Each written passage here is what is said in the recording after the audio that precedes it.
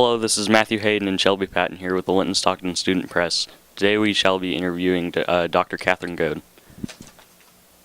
Thank you for speaking with us, Dr. Goad. Thanks for being here. What's it like growing up in this area? As you probably know, I graduated from Shakamak, so I grew up really close, and I loved being in this area. I was a big 4-H person, and so spending my summers getting to know kids from the surrounding area and just enjoying those opportunities that I had in 4-H. And I remember some things specifically about Linton as well. Coming to the 4th of July parade every year was something that our family always did. And I remember Friday and Saturday night after ball games coming to the Dairy Queen. How do you think the community has changed over time?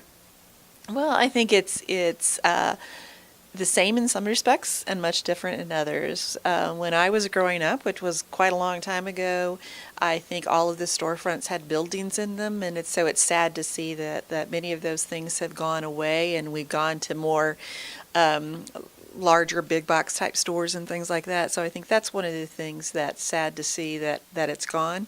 One of the things that is very the same as when I was here before as your age is the people and how friendly and nice people are in this part of the state.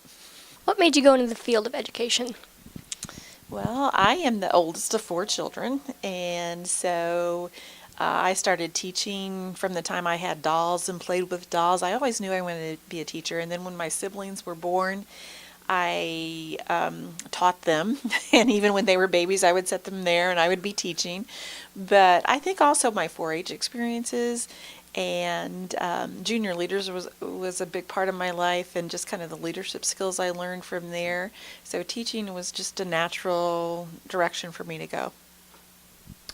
What do you hope to achieve by the end of this year? Well, this is a really big year for me, being in a new school corporation. So my goal is really just to do a lot of listening. And so spending time going to all the events at Linton, seeing what all of the traditions are here, getting to know as many people as I can.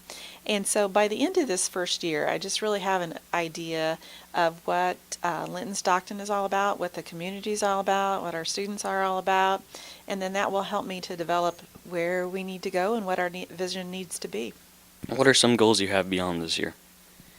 Well, anytime that you come into a position, you always want to think about what is it that you are going to do to contribute to the organization that you work for. So as the superintendent at Linton, I hope to contribute greatly to what's going on in the education of our students. And so that down the road, as I look down the future as to where we want to be, I want to make sure that I have helped our leaders, our principals, our administrators, our teachers become the best that they can be, so that you as our students get the best education you can get. What was the transition like when you went from teacher to superintendent? Well, I had a big step in between there, because when I left teaching, I became a principal. And so I was a high school principal for 8 years. And I will say that being a principal was my favorite job ever. And I think one of the reasons for that is because even though being a high school principal is a crazy job, you're busy all the time, I was always doing something with students and always doing activities and seeing that growth between a young freshman and a senior. But I did that for 8 years. And so I left the classroom, went into the principalship, and then I felt like it was such a great job to be able to watch what I could do working with the teachers and the students and changing the school environment for our kids at one building. What would it be like to do that for a corporation? And so the challenges are different. The challenges are equally the amount of challenges that you have between being a teacher and being a superintendent. They're just much different. And so the one thing that I think is the biggest thing as a teacher, you're looking at those 30 students you have in your classroom and what's best for them. And I'm looking at 1,400 students and what's best for that entire group of students. To you, what differentiates a principal from a superintendent? The principals are focused strictly on working with their teachers.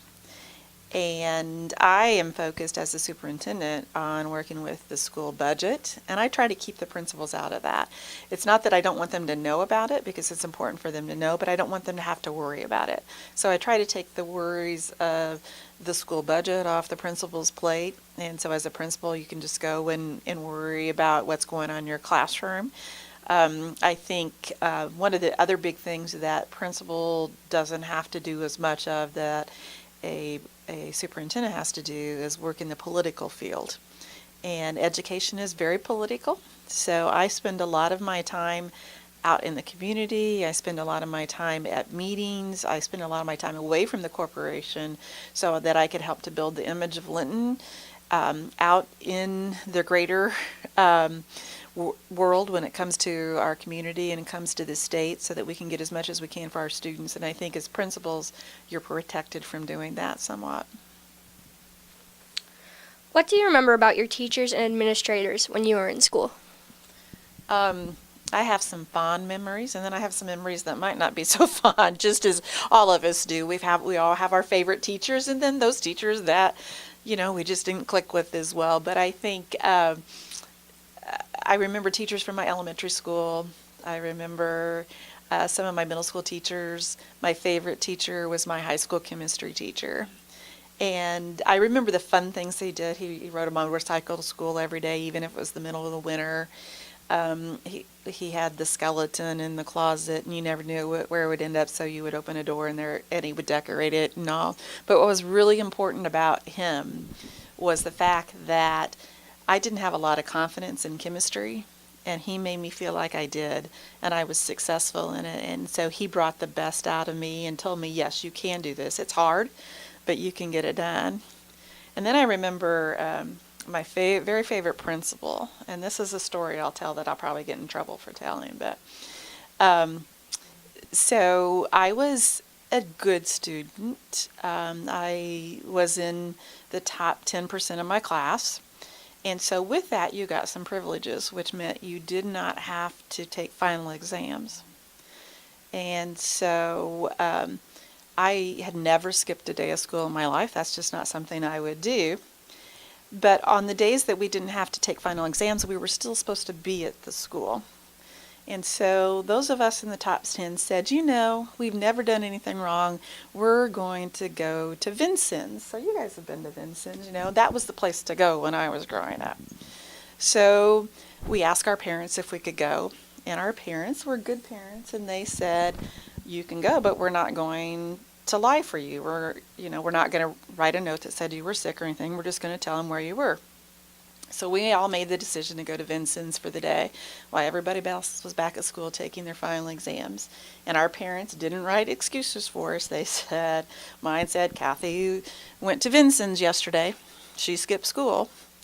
And so we went back to school the next day. And so the principal called us into the office. All of us had to go down to the office. And we're sitting in his office. It's a big office like this, and we're all sitting around. And he sat behind his desk, and he said, I just want to tell you how disappointed I am in all of you. I thought better of you. I didn't expect you to do anything like this. And because you skipped this day, you will not be graduating with your class. And then he said, that's all. You can get up and go back to class. And so we got up and we started to go out the door. And as the last person left the door, he said, one more thing. And we all turned around and looked at him. He said, I got ya. And he was teasing. But I will never, ever forget that. And that's the kind of principal he was. And that's kind of how I wanted to be. I wanted, to be able to have that relationship with my kids. So. In a couple of words, could you describe the kind of student you were in junior high? Active, inquiring. I think that's a couple. Right. That's a hard question. If you could live by one quote your whole life, what would it be? Well, I have a quote that I keep in my office, and I have since I became a principal, and it's by Thomas Jefferson, and it says, in matters of style, swim with the current. In matters of principle, stand like a rock.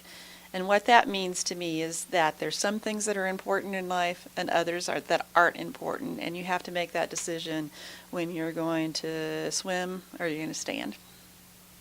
This has been Shelby Patton and Matthew Hayden with the Linton-Stockton Student Press. Thank you so much for speaking with us today. Thank you.